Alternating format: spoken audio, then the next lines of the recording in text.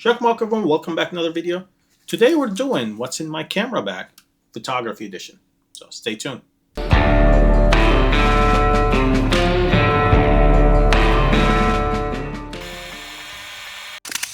For the main camera, it gotta be the Sony a7R5. I mean, it's just a beast. Combined with the Sigma 2470 2.8 and the extended grip for vertical and also to hold two batteries. This combination can last me all day.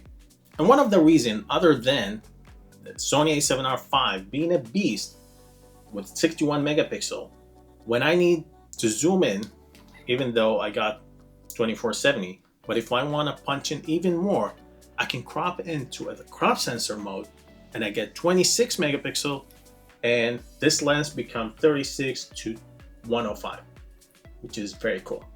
Let's go to the second camera. The second camera is the Sony a7 III. It also have the extended grip for vertical and two extra batteries. It's a great camera and 24 megapixel. I usually combine it with the 7200 f4 Mark II. Reason why, this is great for zoom in, but it's also great for macro because this lens is a macro. So it's a great combination. And even though each camera got two batteries, it doesn't hurt to be prepared. So I always carry 4 extra charge batteries with this beautiful Alita battery charger. And it also has LED, so it tells me how much charge in each battery. And when it gets dark and you need a little bit extra light, I always carry a speed light. This one is Ultra Photos.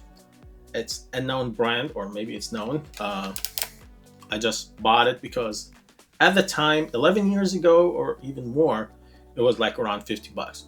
Very powerful. I bought 2. One of them was damaged after a month and it didn't work. And this one I had it for 11 years. So is it good or not? It's literally a 50-50. But it's been doing great and it's been working, so why not have it?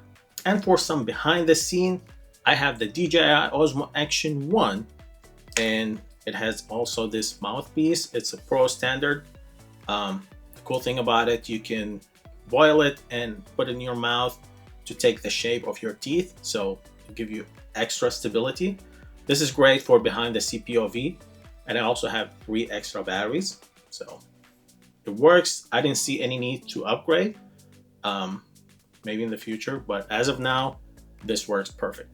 And even though between both cameras I got more than terabyte of memory card, I always carry extra just in case, because one of them malfunction, I have a spare. And this one, it carries all the ones I have, and it's very solid. It's also waterproof, so you know they're not going anywhere. And if I ever want to edit on the go, I got my iPad Pro. So that actually rhymes. If you want to edit on the go, get an iPad Pro. That's very cool. It just came up to me. And I have this one, I don't know which model it is. It's the first one with this design. So it's very powerful. I even did an 8K edit on it from the Sony a7R5. If you want to know if that can handle it or not, you can watch the video up here somewhere. But it's very powerful for editing, and that's all I need. And for tripod, I got the newer N55CR. It's a carbon fiber, it's very sturdy, and I had it for years, no issues. Rotate to access, very quick and very durable, and it works. And on top of all that, it's expandable. So with a quick release of this, you'll get all this extra room, and it's accessible from the top and from the side, which is on the back.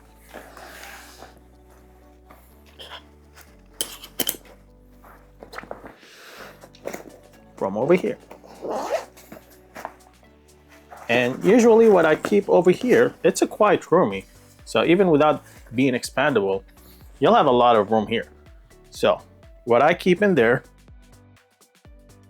just for the downtime, I'll have this controller and my cell phone, which is the Sony A7, not A7, Xperia 1 Mark V. So attach it like this, and then I have a video game console.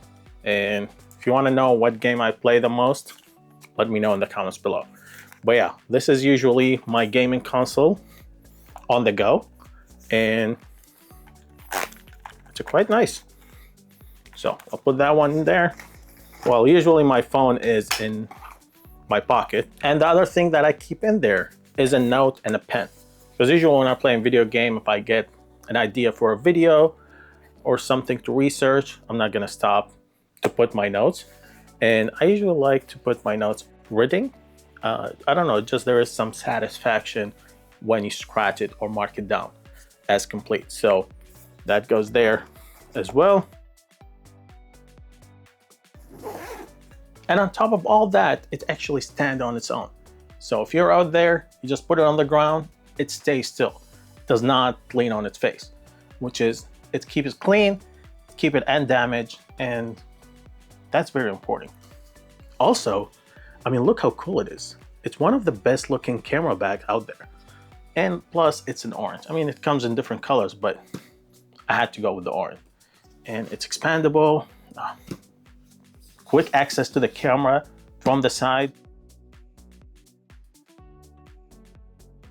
quick access to your iPad. From over here, I can just slide it and get the iPad. So I don't know, to me it's the whole package. These are very well padded, very comfortable. You can carry it for hours and not feeling the weight. And of course, with all these equipment, it gets really heavy. I mean, it's a lot of cameras and a lot of gear. So if you like the video, give me a thumbs up. Want to see more videos like this, subscribe to the channel. And let me know in the comments below what camera brand you use and what you put in it. Thank you guys for watching. See you in the next one.